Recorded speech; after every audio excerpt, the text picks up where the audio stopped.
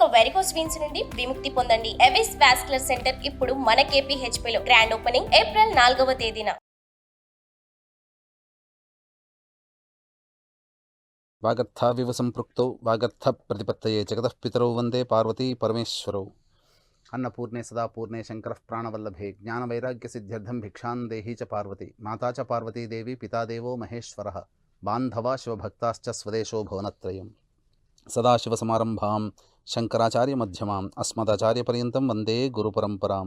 ఆదిత్యాయ చ సోమాయ మంగళాయ బుధాయ చ గురుశుక్రశనిభ్యశ్చ రాహవే కేతవే నమః. శృంగేరి జగద్గురు పీఠాధిపతులు శ్రీ శ్రీ శ్రీ భారతీ తీర్థ మహాస్వాముల వారికి, శ్రీ శ్రీ శ్రీ విధుశేఖర భారతీ తీర్థ మహాస్వాముల వారికి, కంచికామకోటి పీఠాధిపతులు శ్రీ శ్రీ శ్రీ విజయేంద్ర సరస్వతి మహాస్వాముల వారికి ప్రణామములు తెలియజేసుకుంటూ కార్యక్రమాన్ని ప్రారంభిద్దాం.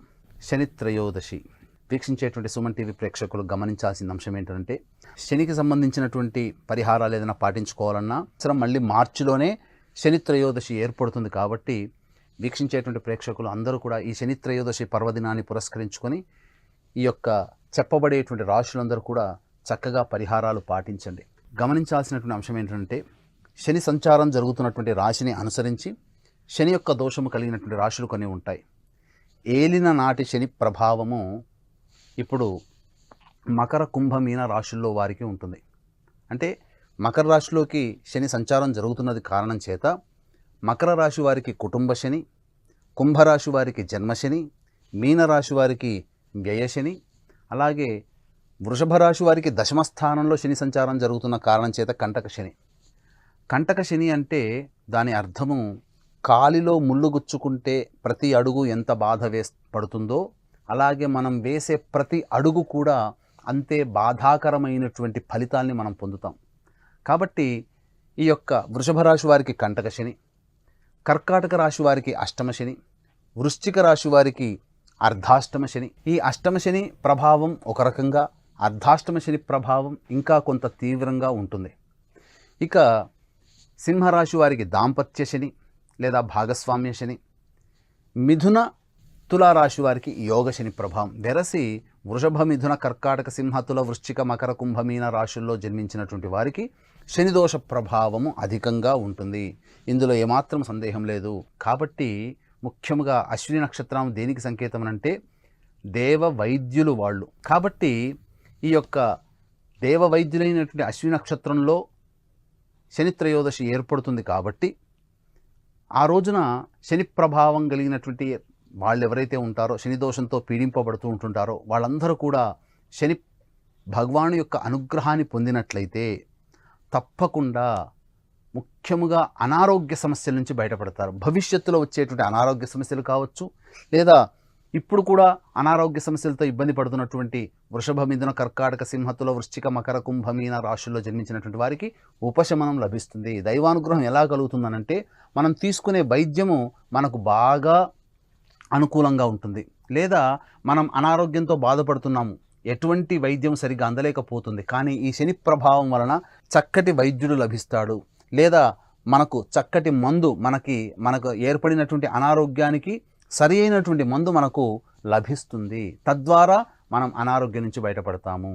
ఇది వీక్షించేటువంటి సుమన్ టీవీ ప్రేక్షకులు గమనించుకోవాలి. కాబట్టి ఇటువంటి వృషభ, మిథున, కర్కాటక, సింహతుల, వృశ్చిక, మకర, కుంభమీన రాశిలో జన్మించినటువంటి వారికి శనిదోష పరిహారార్థమై మంత్ర ప్రభావము వలన శని యొక్క అనుగ్రహం త్వరితంగా కలుగుతుంది. కాబట్టి త్రిపురాంతక క్షేత్రంలో ఈ యొక్క వృషభ, మిథున, కర్కాటక, సింహతుల, వృశ్చిక, మకర, కుంభమీన రాశిలో జన్మించినటువంటి వారికి శనిదోష పరిహారార్థమై శనీశ్వర హోమం, అఘోర పాశుపత మంత్ర హోమం, కాలభైరవ హోమాలతో పాటు సుదర్శన హోమం, మృత్యుంజయ హోమం, లక్ష్మీ హోమము లాంటివన్నీ కూడా విశేషంగా 21 హోమాదులు ఆ యొక్క త్రిపురాంతక క్షేత్రంలో నవంబర్ 27వ తారీఖు రోజున కార్తీక పౌర్ణమి సందర్భంగా శనిదోష పరిహారార్థమై జరుగుతున్నాయి. కాబట్టి అవకాశం ఉన్న వాళ్ళు కార్యక్రమ తదనంతరం కాంటాక్ట్ చేసి పూర్తి వివరాలు తెలుసుకోవచ్చు. ఇక ముఖ్యంగా గమనించాల్సిన అంశం ఏంటంటే అష్టమ శని. అష్టమ శని కర్కాటక రాశి వారికి ఉంది. కాబట్టి అష్టమ శని ప్రభావం వలన అనారోగ్య సమస్యలు అధికంగా ఉంటాయి, ధనాన్ని నష్టపోతారు. అలాగే కోర్టు కేసులు, శత్రు సమస్యలు ఏవైతే ఉంటాయో వాటి వల్ల ఎక్కువగా ఇబ్బందులు పడుతూ ఉంటుంటారు ఈ అష్టమ శని ప్రభావం వల్ల. ఏలిన నాటి శని ప్రభావం వల్ల మకర, కుంభమీన రాశిలో జన్మించినటువంటి వారికి సాధారణంగా కొంత ప్రయత్నం, అనగా శని ప్రవేశం చేసినటువంటి కొత్తలో కొన్ని ఇబ్బందులు ఎదురైతే వెళుతూ మంచి చేసిపోతాడు. అలాగే శని ప్రవేశం చేసినటువంటి కొత్తలో మంచి చేస్తే పోతూ పోతూ బాధ పెడతాడు. ఇది సంబంధించినటువంటి శని దోషంలో ముఖ్యంగా గమనించాల్సిన అంశం. ఏది ఏమైనా ఏతావాత మకర కుంభమీన రాశిలో జన్మించినటువంటి వారికి ఏలిన నాటి శని ప్రభావం వలన ముఖ్యముగా ధనపరమైన సమస్యలు, కుటుంబపరమైనటువంటి చిక్కులు, అలాగే నేత్ర సంబంధమైనటువంటి వ్యాధులు, చికాకుగా ఉండడం, ఏ పని కూడా తొందరగా పూర్తి కాలేకపోవడం, బద్ధకంగా ఉండడం, అన్నిటికంటే మించి పోస్ట్పోన్మెంట్ ఆఫ్ వర్క్ అనేటువంటిది జరుగుతూ ఉండడం ఈ యొక్క ఏలినాటి శని ప్రభావం వలన ఎదురయ్యేటువంటి సమస్యలు. అలాగే వృశ్చిక రాశి వారికి అర్ధాష్టమ శని ప్రభావం. ఈ అర్ధాష్టమ శని ప్రభావం వల్ల ముఖ్యంగా తల్లిగారికి అనారోగ్య సమస్యలు ఏర్పడేటువంటి అవకాశాలు ఉంటాయి. అలాగే గృహాన్ని నష్టపోవడం కానీ, లేకపోతే గృహ సంబంధమైనటువంటి ప్రయత్నాల్లో ఉన్నటువంటి వాళ్ళకి ఇబ్బందులు కలుగుతాయి. ఉదాహరణకి లోన్ కోసం ప్రయత్నం చేస్తుంటారు, లోన్ దొరకకపోవచ్చు. అలాగే గృహంలో ఉన్నటువంటి గృహోపకరణాలు మన నుంచి జరిగిపోతాయి, అంటే ఎవరైనా దొంగలించవచ్చు. ఇట్లాంటివి గృహపరమైనటువంటి సమస్యలు ఉంటాయి. ముఖ్యంగా సంతృప్తిని సూచించే స్థానము కాబట్టి మనం ఎంత ప్రయత్నం చేసినా, మనం ఎన్ని గొప్ప పనులు చేసినా ఆ పని తాలూకు అనుభవించే వాళ్ళు సంతృప్తిగా ఉండరు. ఉద్యోగం చేస్తున్నాం, ఉద్యోగంలో మనం ఎంత గొప్ప పెర్ఫార్మెన్స్ అనేటువంటిది చూపించినా మన పై అధికారి ఉంటాడు కదా, అంత సంతృప్తి చెందలేకపోవచ్చు. తద్వారా కొన్ని ఇబ్బందులు అనేటువంటివి ఉంటాయి. కాబట్టి వీక్షించేటువంటి సుమన్ టీవీ ప్రేక్షకులు వృశ్చిక రాశి వారికి సంబంధించి ఈ యొక్క అర్ధాష్టమ శని ప్రభావం ఎక్కువగా ఉంటుంది. ఎందుకు అనంటే మిగతా ఏలినాటి శని, అష్టమ శని ఒక్కొక్క ప్రభావాన్ని చూపితే ఇవన్నీ దోషాలని ఒకే రూపంలో చూపించేటువంటిది ఈ అర్ధాష్టమ శని ప్రభావం. ఇక గమనించుకున్నట్లయితే సింహరాశి వారికి దాంపత్య శని, భాగస్వామ్య శని. భాగస్వామ్య వ్యాపారంలో ఉన్నవాళ్ళు, లేకపోతే దాంపత్యంలో ఉన్నటువంటి వాళ్ళకి మధ్య కొంత పొరపచ్చాలు వచ్చేటువంటి అవకాశాలు ఉంటాయి. అంతేకాకుండా ఇంకా చెప్పాలి అనంటే ఇక్కడ యోగ శని. యోగం అనంటే మనిషికి యోగ స్థానాలు 5వ స్థానము మరియు 9వ స్థానం జాతకరీత్యా. కాబట్టి అటువంటి యోగ స్థానంలో శని సంచారం జరుగుతున్నటువంటి కారణం చేత వృషభ రాశి వారికి, తర్వాత మిథున రాశి వారికి మరియు తులారాశి వారికి యోగ శని ప్రభావం అనేటువంటిది ఉంటుంది. కావున అవకాశం ప్రధానంగా ఉన్నటువంటి వాళ్ళు శని ప్రభావం నుంచి బయటపడాలి. అంటే వీక్షించేటువంటి సుమన్ టీవీ ప్రేక్షకులు కూడా గమనించాల్సిన అంశం ఏంటంటే, గురువుగారేంటి ఎక్కువగా సమస్యలే చెబుతున్నారు అనంటే, సాధారణంగా మానవుని జన్మ అంటేనే సమస్యలతో కూడుకున్నదండి. ఎవరి జన్మ హాయిగా ఉందండి? ఎవరు ప్రశాంతంగా ఉన్నారు? అసలు ప్రశాంతంగా సుఖంగా ఉంటే అది మానవ జన్మ ఎందుకు అవుతుంది? దైవ జన్మ అవుతుంది. దేవతలలో, స్వర్గములో సంతోషము, సుఖము, ఆనందము, సంతృప్తి తప్ప అసలు బాధలకి, ఇబ్బందులకి, ఏడుపులకి అసలు స్థానమే ఉండదు. కాబట్టి మానవ జన్మ రుణానుబంధ రూపేణ పశుపత్ని సుతాలయ సంచిత పురాకృత ప్రారబ్ధ కర్మలని అనుసరించి మనం జీవితాన్ని గడుపుతున్నాం. కాబట్టి వీక్షించేటువంటి సుమన్ టీవీ ప్రేక్షకులు మనం బాధల్ని అనుభవిస్తున్నాము అంటే మన పూర్వజన్మలలో వచ్చినటువంటి చేసినటువంటి తప్పిదాల వలన మనము ఈ జన్మలలో మనం ఎదుర్కొనేటువంటి సమస్యలు. ఇవన్నీ మీకు అర్థమవ్వాలంటే కర్మసూత్రం ఒకటి చెబుతాను. మనం ఏ జన్మలలో ఎత్తినప్పటికీ కూడా మనం చేసేటువంటి ప్రతి పనిని సూర్య చంద్రాదులు, అలాగే అష్టదిక్పాలకులు, 4 వేదాలు, రాత్రి పగలు ఇవన్నీ కూడా వీక్షిస్తాయట. ఇవన్నీ కూడా నోట్ చేసుకుంటాయి. అవన్నీ కూడా సూర్య భగవాను దగ్గర నిక్షిప్తం చేస్తాయి. ఈ నిక్షిప్తం చేసిన తరువాత సూర్య భగవానుడు వీటికి సంబంధించి ఫలితాన్ని మనం అనుభవించాలి అనంటే మరు జన్మలో మనం అనుభవించాలి. అయితే కలియుగ ప్రమాణాన్ని అనుసరించి ఈ జన్మల్లో చేసుకున్న పుణ్యం ఈ జన్మలోనే అనుభవించడం, ఈ జన్మల్లో చేసుకున్న పాపం ఈ జన్మలో అనుభవించడం, ఇవి కొంత ప్రమాణం. కానీ సంచిత పురాకృత ప్రారబ్ధ కర్మలు అనేటువంటివన్నీ కూడా గత జన్మల నుంచి వచ్చేటువంటి వాసనని బట్టి మన యొక్క ఇబ్బందులు, సమస్యలు అనేటువంటివి ఉంటాయి. కాబట్టి వీక్షించేటువంటి సుమన్ టీవీ ప్రేక్షకులు జాగ్రత్తగా గమనించాల్సిన అంశం ఇక్కడ ఏంటంటే, ఈ సంబంధించినటువంటి సూర్య భగవాని దగ్గర ఉన్నటువంటి చిట్ట అంతా కూడా ఈ జన్మల్లో మనం ఎత్తుతాం కదా, ఈ జన్మల్లో మనం అనుభవింపజేయడానికి అధికారం శని భగవానికి వచ్చింది. అందుకనే శని సంచారం జరుగుతున్నటువంటి సందర్భంలో ఆయా రాశుల వారికి ఎప్పుడు ఇక్కట్లు, ఎప్పుడు సంతోషం. కొంతమందికి శని యోగిస్తాడు.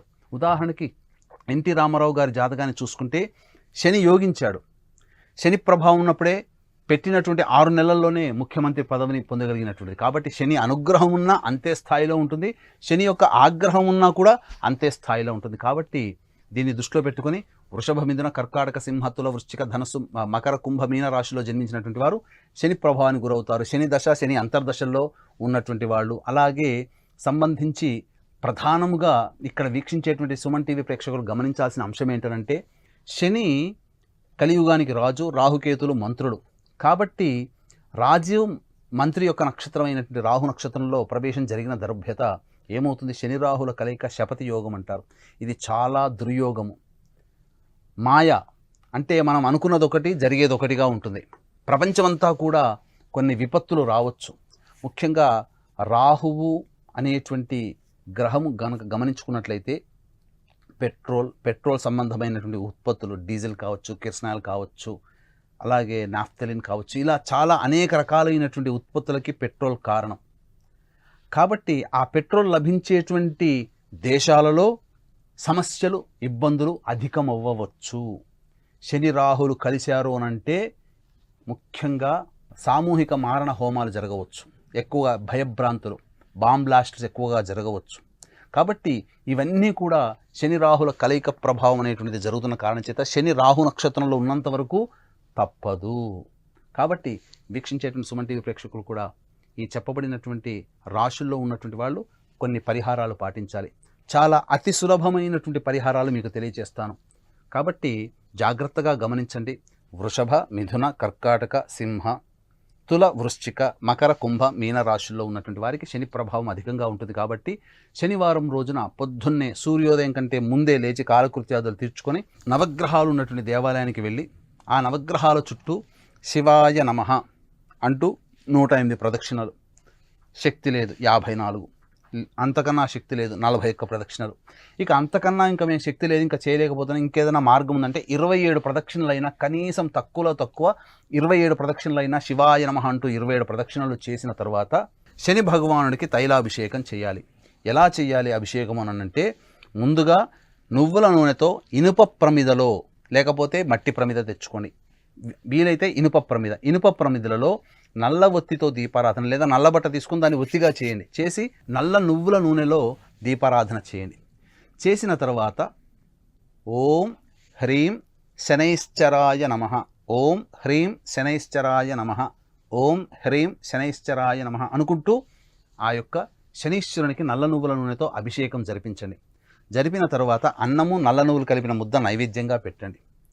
పెట్టి ఆ ముద్దని ఎవరు తొక్కని ప్రదేశంలో, పిట్టగోడ మీదనో, దేవాలయంలో, లేదా రావి చెట్టు మొదట్లోనో పెట్టిరండి.